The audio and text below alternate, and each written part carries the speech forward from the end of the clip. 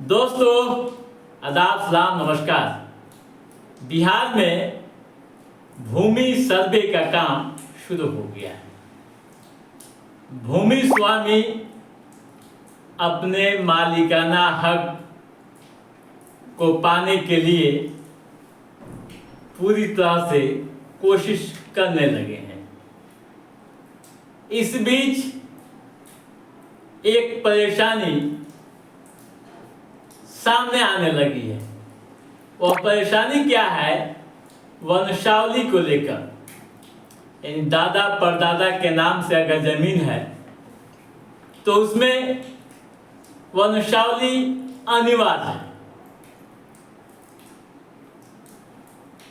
उसमें वंशावली अनिवार्य है। सर्वेक्षण के दौरान सही कागजात दिखाने पर ही जमीन के मालिकों को उनका मालिकाना हक दिया जाएगा। दोस्तों, सर्वेक्षण कर्मी वैसे तो जमीन के कई कागज तो मांगेंगे ही, लेकिन उनमें एक महत्वपूर्ण कागज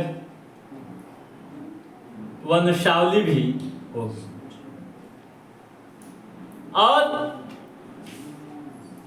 इसके सत्यापन के बाद ही जमीन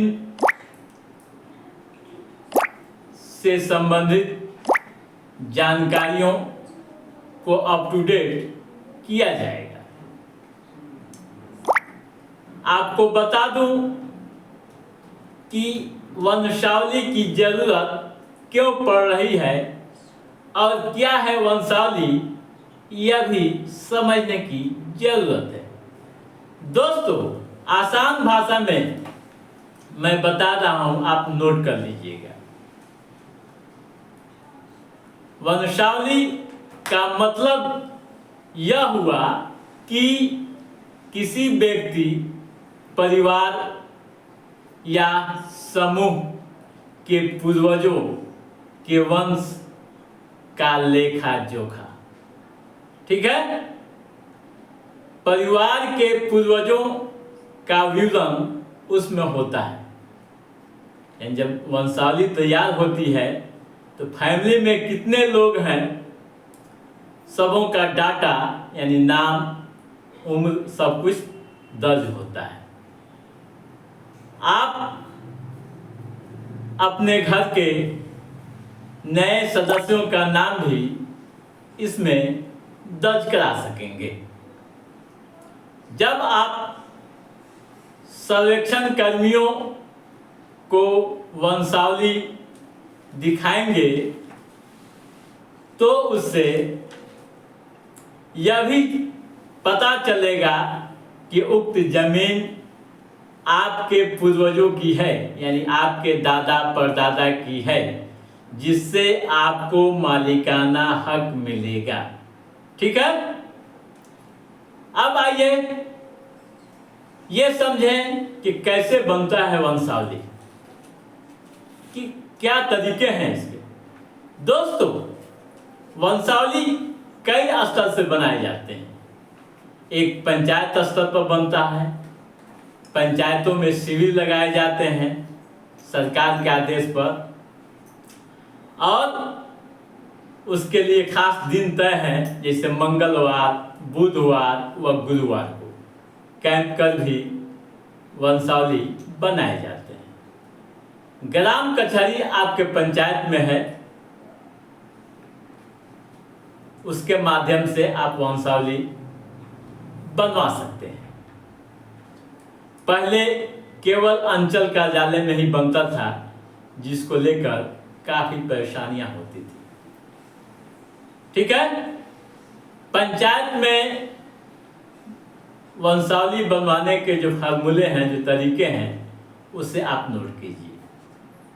आपके वार्ड सदस्य होंगे ही। वार्ड सदस्य से पहले आप संपर्क कीजिए। वंशावली का एक आवेदन पत्र उनसे मिलेगा। ठीक है? वंशावली प्रमाण पत्र के लिए जो फॉर्म मिलेगा उसको सावधानी पूर्वक पहले पढ़िएगा, समझिएगा। उसमें नाम, पता, प्रखंड, इन तमाम तरह की जानकारियां उसमें मांगी गई है, उसे आप सावधानी पूर्वक भरिएगा। नीचे एक कॉलम होगा, उसमें यह पूछा जाएगा कि किस मकसद से आप वंशावली बनवा रहे हैं, तो उसमें दर्ज कीजिएगा कि भूमि सर्वेक्षण के लिए, जमीन सर्वे के लिए। ठीक है। फॉर्म के सबसे अंत में लिखा गया मिलेगा, मेरे परिवार की वंशावली इस प्रकार है। इन दादा परदादा यानी जिनके नाम से जमीन है उनका नाम सबसे ऊपर होगा और उसके बाद नीचे परिवार के सभी सदस्यों का नाम दर्ज होगा। ठीक है दोस्तों, आवेदन जब सही तरीके से भर लेंगे तो फिर उसे वार्ड सदस्य को भी आप दे सकते हैं। वार्ड सदस्य सत्यापन कराकर आगे की कार्रवाई करेंगे, या फिर आप 10 रुपये के खर्च पर पंचायत कार्यालय से बनवा सकते हैं। पंचायत कार्यालय को आवेदन देंगे, 10 रुपये फी लगेगा उसका। सरपंच जो है उसे देखेंगे, सत्यापित कराएंगे और पंचायत सचिव उसे निर्गत करेंगे। क्या क्या कागजात लगेंगे ये जान लीजिए। दादा का मृत्यु प्रमाण पत्र, मर चुके हैं, अगर जिंदा हैं तो उनका आधार कार्ड लगेगा। ठीक है। ऑनलाइन भी कर सकते हैं, ऑनलाइन भी आवेदन आप कर सकते हैं। क्या है, आप वेबसाइट नंबर आप नोट कर लीजिए, www.dlrs.bihar.gov.in। ठीक है। इसके अलावा आप जिला कोर्ट से भी बनवा सकते हैं। आप जिला कोर्ट जाइए, वहां भी एक फॉर्म मिलेगा और उसके बाद भरकर आप आवेदन कर सकते हैं। तो ये वंशावली बनाने के तरीके हो गए। आप यह भी जानते हैं कि वंशावली का उपयोग कई मायनों में काफी महत्वपूर्ण माना जाता है। खासकर भूमि से संबंधित कोई भी मामले आते हैं, दादा परदादा की जमीन है यानी उनके नाम से है, तो वहां भी वंशावली की आवश्यकता होती है। तो आप समझ गए होंगे कि कैसे वंशावली तैयार करानी है, बनानी है। तो दोस्तों, आप देरी नहीं कीजिए, जो हमने बताया है उसका पालन करते हुए, उस पर अमल करते हुए आप वंशावली समय पर बनवाइए और अपनी जमीन का मालिकाना हक पाइए, खासकर दादा व परदादा के नाम से जमीन है तो दोस्तों, आज के इस एपिसोड में बस इतना ही। हमारा ये एपिसोड कैसा लगा आप लाइक और कमेंट करके हमें जरूर बताइएगा। यदि आपने हमारे चैनल को सब्सक्राइब नहीं किया है तो सब्सक्राइब भी कीजिएगा, ताकि इस तरह की महत्वपूर्ण गतिविधियों संबंधी जो भी अप टू डेट है उसे हम समय समय पर आपके बीच पहुंचाते रहेंगे। तब तक आप अपने दोस्त को दीजिए इजाजत।